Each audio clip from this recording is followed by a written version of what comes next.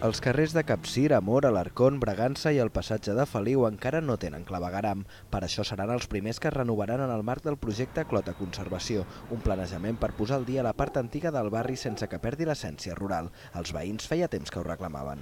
Potser la gent s'anima a arreglar els habitatges, a arreglar la cara de la casa seva i convertim una miqueta aquest barri, encara sí, molt bucòlic, però que potser ens hem de posar al dia amb una cosa que més del segle XXI.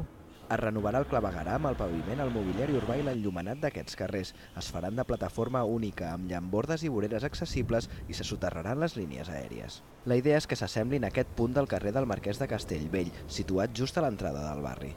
Aquests seran el model per acabar d'extendre a la resta de carrers del barri el model d'urbanització proposada. El pla també inclourà més arbrat i zones d'estada, però no l'aparcament en zona verda als entorns del barri que reclamaven alguns veïns. El pressupost aproximat és de 2 milions d'euros i el projecte executiu s'ha de presentar a la primavera de l'any vinent.